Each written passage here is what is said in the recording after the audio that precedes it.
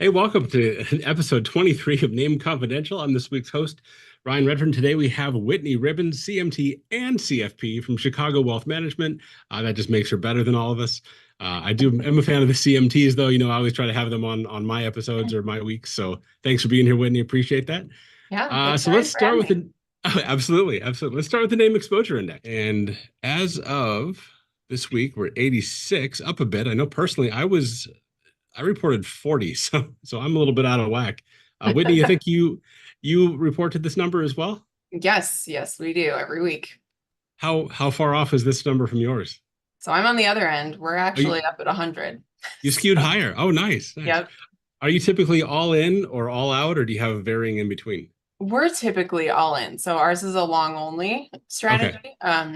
But it's typically in outside of more extreme market, just, sure. stress time periods. So, yep. So would it be as 100 be your max or no Yes. leverage? Yep. Okay, and Correct. then down to zero would be the lowest, or is it somewhere low? Yes. Okay, Yep. and full risk on, risk off, or measured? Measured. Yep. Okay. It depends. So, and we'll get into that a little bit later, No, actually. love it, love it. No, had to But check, yes. had to ask.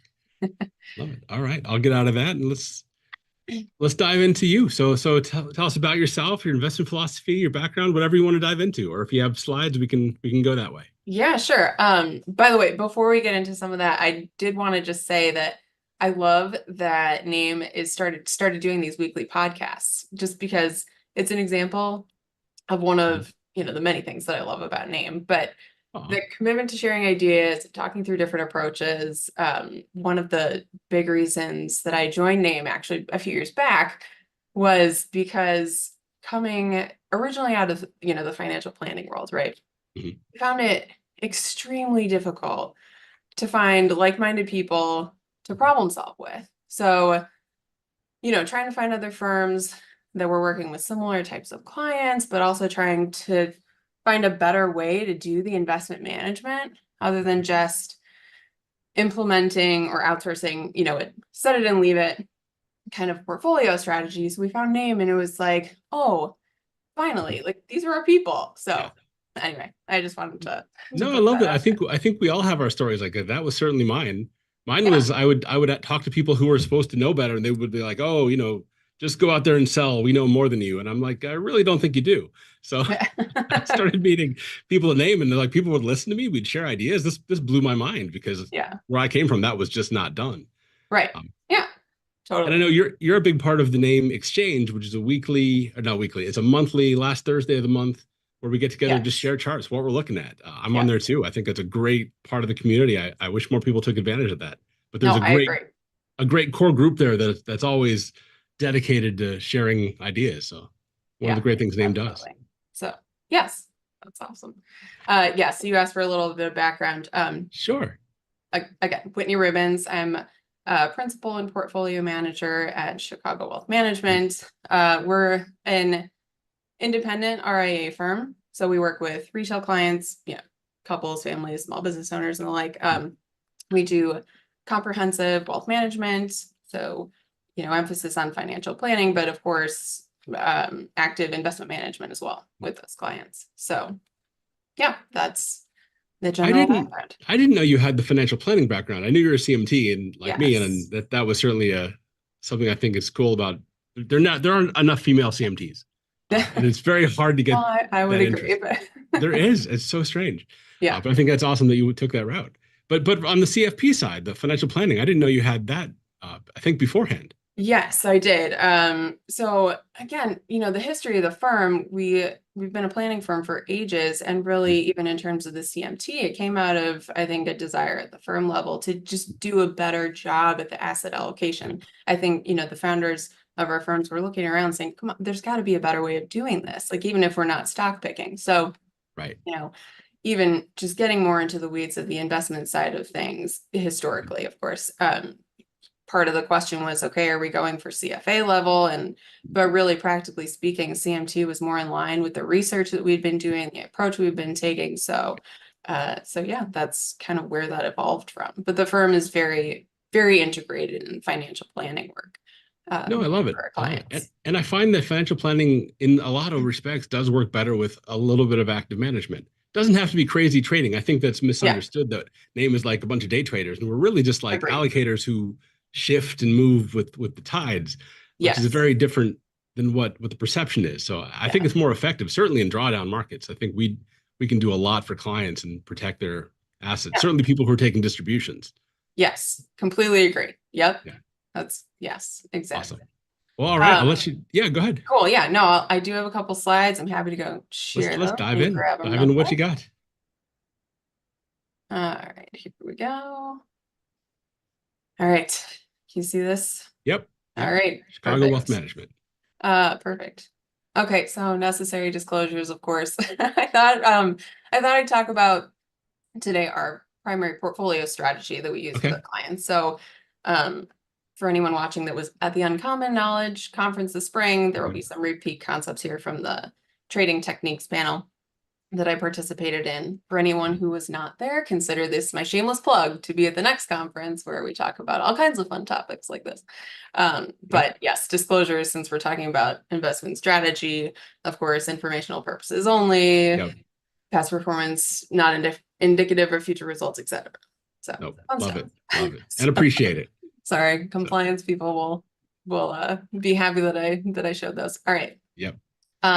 So yeah, for context, just highlight the broad goals we're trying to solve for with our strategy, right? Since all of our strategies are different, the tactics and tools that we're going to use are dependent on, what you're trying to accomplish. So for our strategy, first we want it to be a flexible allocation strategy. So we want to be able to adapt to various market conditions and not be tied to any particular area of the market. Second, we want to be buying relative strength. So we want to be investing in areas of the market that are demonstrating strength relative to other areas of the market. Reduce maximum drawdown, which you kind of touched on, Ryan. None of us like to lose money. It's not fun, but until we learn to tell the future, like any trend following system, which this one really is going to experience some losses, right? So, but having said that, both psychologically and mathematically, again, as you said, especially if withdrawals are coming out of a portfolio over time, reducing those maximum losses is really key. Next up, rules-based. Okay, you and I are CMTs. We're chartered market technicians, and we can probably look at charts all day and talk about them all day long, and we'll enjoy it. Like you said, we have the name exchange, chart sharing times. We can talk about support and resistance levels and look at indicators and all that stuff. But, I can talk about that probably until the other people in the room, particularly clients, just want to bang their head against a wall, right? But I want a rules-based strategy to trade. It helps take the emotions out of the trade, and it really helps us stay disciplined to the process. And then finally, portfolio level strategy. So like I mentioned, since we work with retail clients, most of our clients, we are managing or advising on most, if not all, of their investable assets.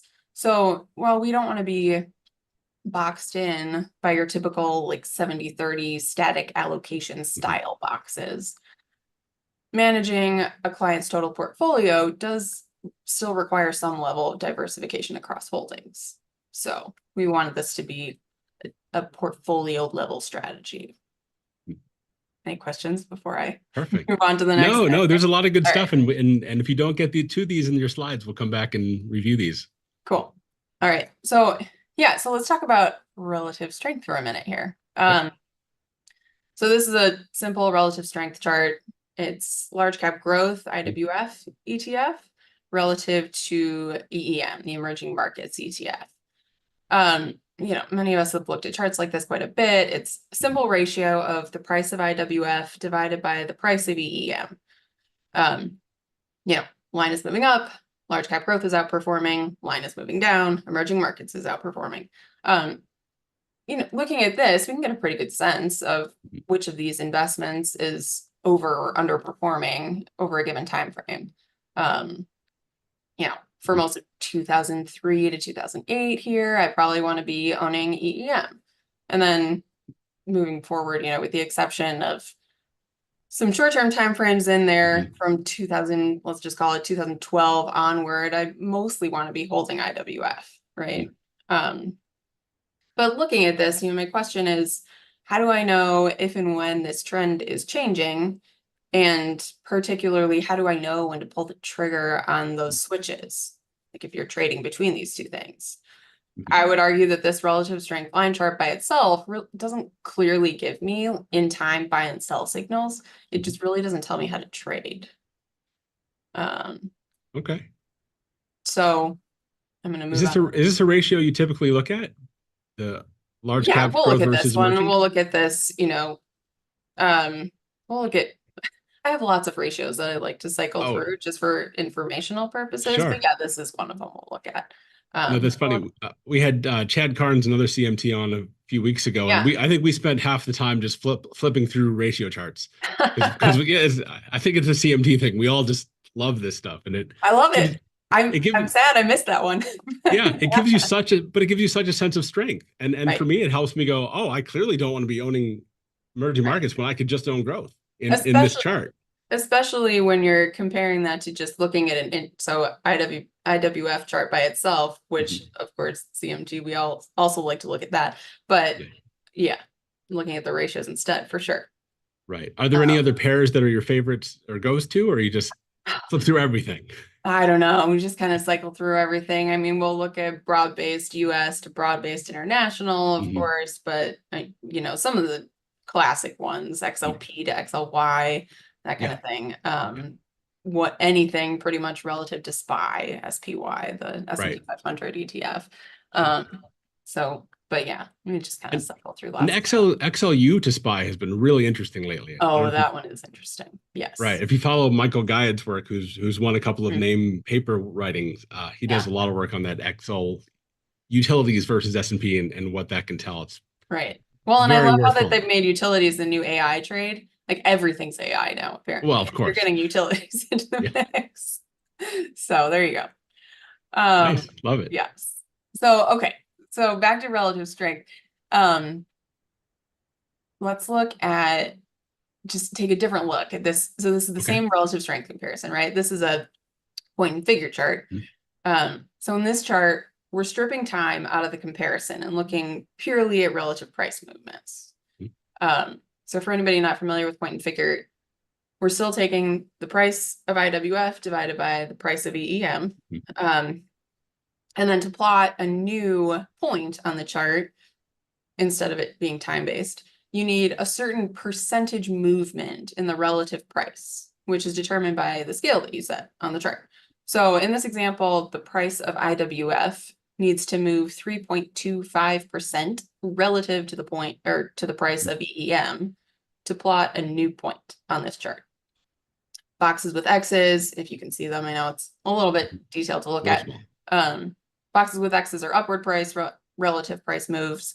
Boxes with O's are downward relative price moves. And then the columns of X's are when the relative price is moving up. Columns of O's are when the relative price is moving down. So, and you can also see buy and sell signals in this chart. Dark green boxes are buys. Red boxes are sell signals. So this type of chart gives us a more actionable way to look at that comparison. You can use these signals to be holding one versus the other of these two investments.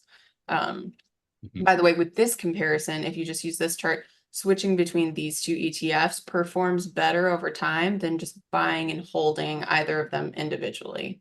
That's not always true with every comparison or every setting that you set on these things, but these two, it's true, which is just kind of interesting. No, certainly. That's what I find with pairs trading. It's not pairs as a trading, but you can create ratios like growth and value. You can actually do pretty well by going back and forth and going, this is clearly a value market. I need to be there, not in the growth, like we saw 2 years ago. Right. Yes. Or since that ended, it's definitely been a growth market, not a value, and that can really help you be on the right side of these trends. Yes, absolutely, absolutely. So I like that. So actually, go ahead. Yeah. What is this chart from? I know you usually use Optima. This doesn't look like Optima. It's not. This is Dorsey Wright. This is NASDAQ Dorsey Wright. Dorsey Wright. Okay. Yes. Yes, I do love Optima. It's a CMT thing. We all love Optima. Right. Oh, Yes, it has all the bells and whistles and all It kinds of things that you can play around with, for Sorry, sure. you were saying? No, that's all right. I was just gonna go, so okay, so we're looking at this, right? And it's a more actionable way to look at the comparison. But if I'm thinking back to my strategy goals, Mhm. how do I run a total portfolio based on this? Mhm. Right? I've taken time out of the equation, which can just kind of muddy up the waters Yeah. sometimes. And we've identified specific buy and sell signals between these two asset classes. But how do you know what to be invested in if your universe of potential investments is larger than just these two investments, Sure. right? What if the option set is 5 or 10 or 50 possible investments? It is impossible to compare a large number of investments side by side while just looking at these one-to-one comparison charts like this. Right. So, okay. So how do we construct a portfolio based on this? So here we go to the next slide here. Yep. What we want to do is take all of our one-to-one comparisons and combine them into a ranking system. So this matrix, it's a smaller example of the matrix that we actually use in our full strategy. I've shortened it mostly for visibility purposes, although I know it's still a little bit difficult to digest. It is, yeah. The universe that we currently use has 64 sector and subsector ETFs in it. Okay.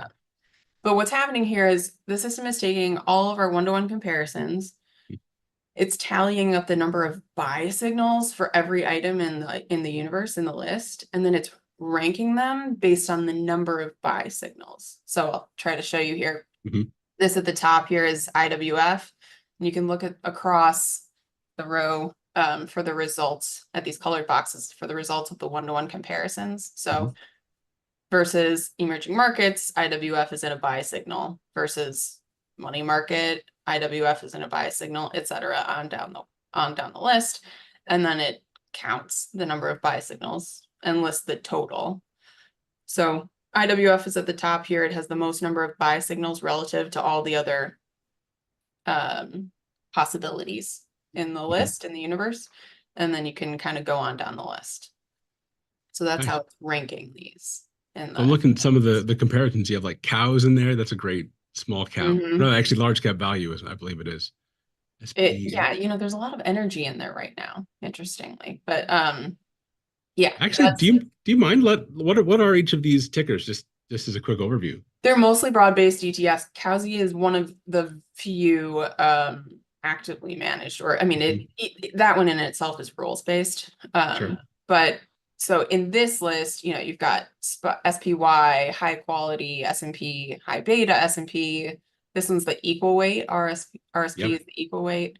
COWSI, like you mentioned, that. Oh, gotcha. They're there. Yeah. So there's mid cap, value and growth. There's EFA, emerging markets. In the full version that we use,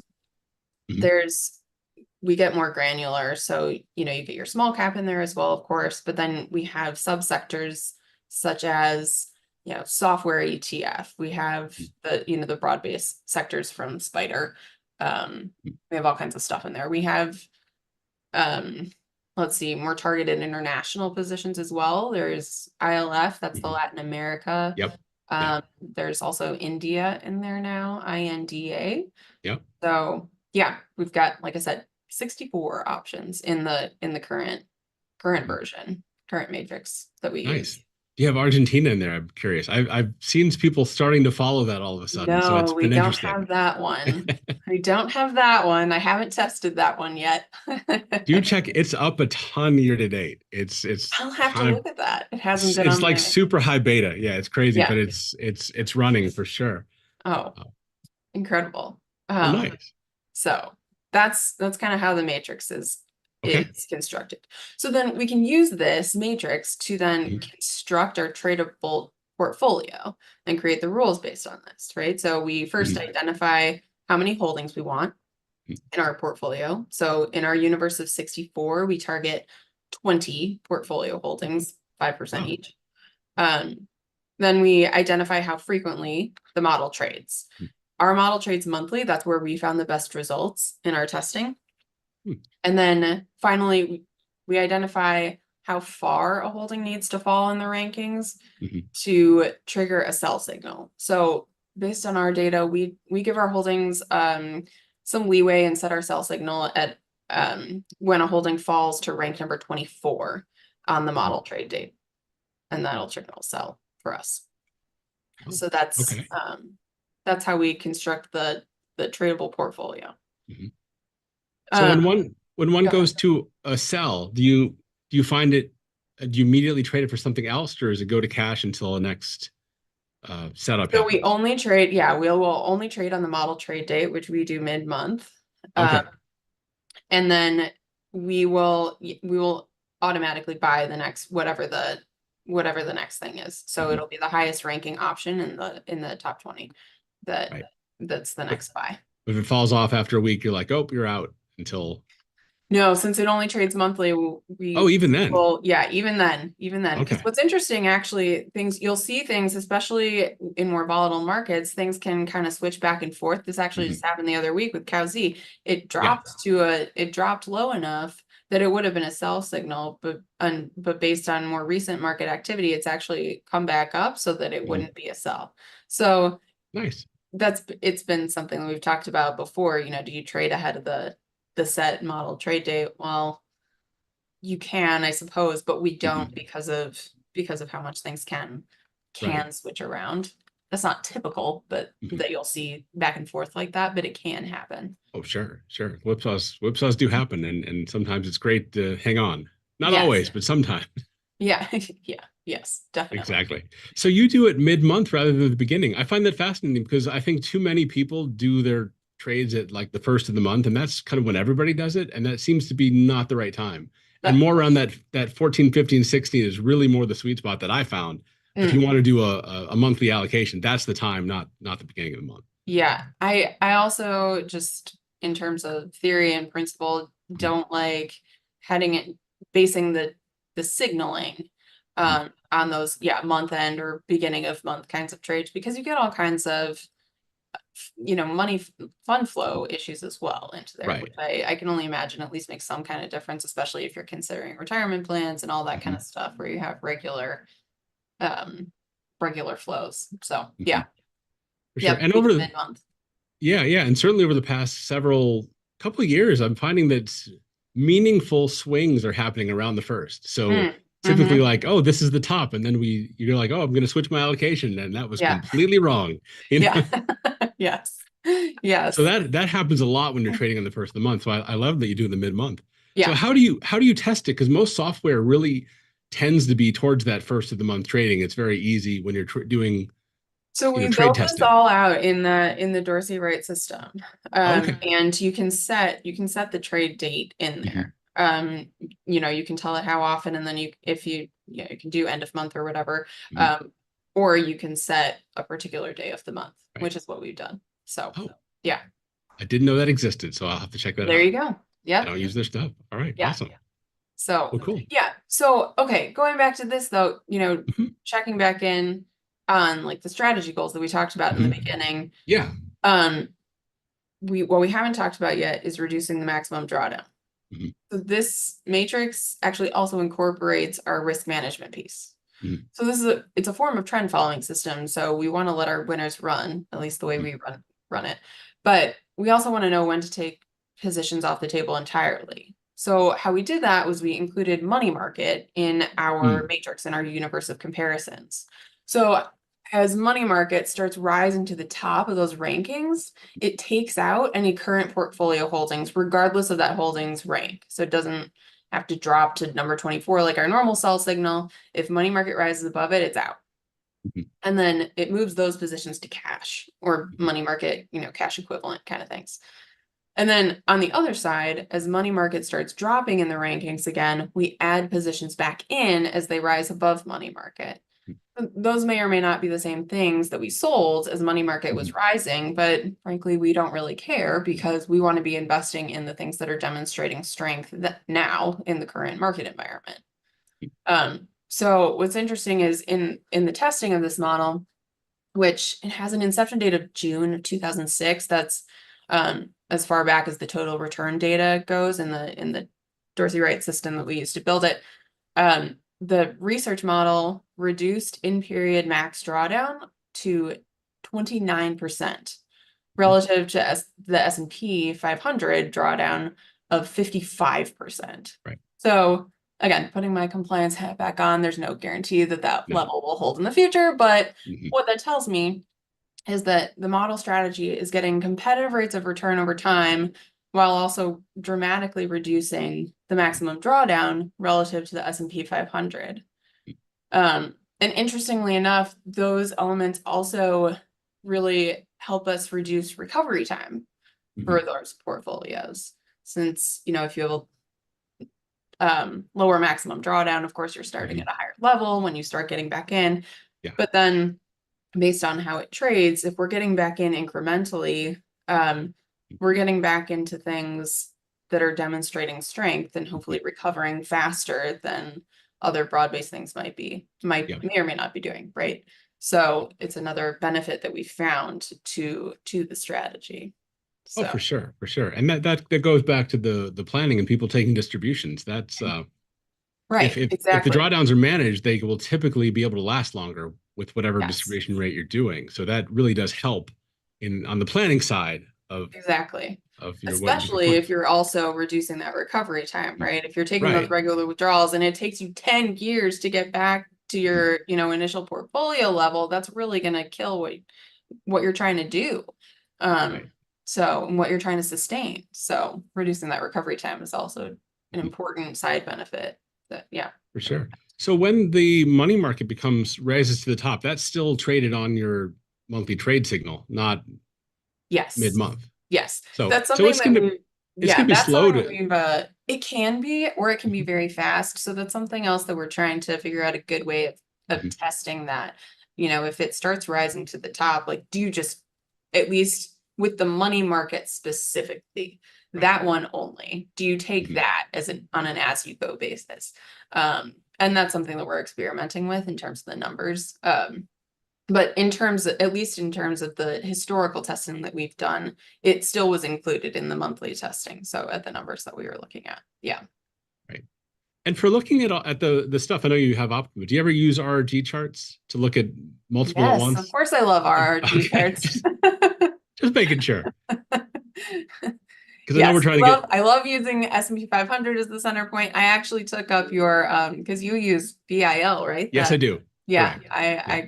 I created one after hearing you talk about that. Nice. I brought one of those up as well. Nice. And then once you start calling them ducks going around a pond, then you're fully following my method. So awesome. Did you have a favorite quote to get to here? Yes. Okay. Here, as we're getting close to the end, we should. Yes, I've got two for you. So here you go. Quote number one, I sadly don't actually know who to attribute it to, but stay relentlessly disciplined. I can tell you who I picked it up from. Mike Place he's a portfolio manager over at Performance Trust Asset Management. Okay. I just don't remember who he said he got that one from, but in terms of process, staying relentlessly disciplined. And then the second one, of course, is the classic, everyone has a plan until they get punched in the mouth. Love that. I think that's the first time that's been used so far in this series. I love it. Yeah, I know. I'm always surprised. Everyone has such a different take. The two of these quotes in conjunction, like together, I think also speaks to me. It makes sense. Yes. Nice. And then finally, if somebody wants to get a hold of you, you got contact information. I think that's your final slide. There you go. General, happy to talk with anybody about this kind of stuff. Shoot me an email, give me a call. Happy to hear from anybody. Are you on Twitter, any social, or no? Yes. I'm not actively. I'm like, a 90-year-old person trying to keep up with all the newfangled tech. Gotcha. I don't interact much with Twitter and all that stuff. So I'm on LinkedIn occasionally, but so far I'm mostly behind my trading screens as opposed to my social media screens. No, it's a distraction anyway. I'm just always curious. Sometimes people post their charts on there, so it's good to follow. Yep. Gotcha. Awesome. Well, Whitney, thank you so much for being here today. It was an awesome Yeah. presentation. Glad we got to talk finally. Like I've known you forever. We really haven't had a chance to converse. Yes. Thanks so much. Cool. Well, thanks everybody for being here, and we'll see you next week for NAAIM Confidential. Thanks, Whitney.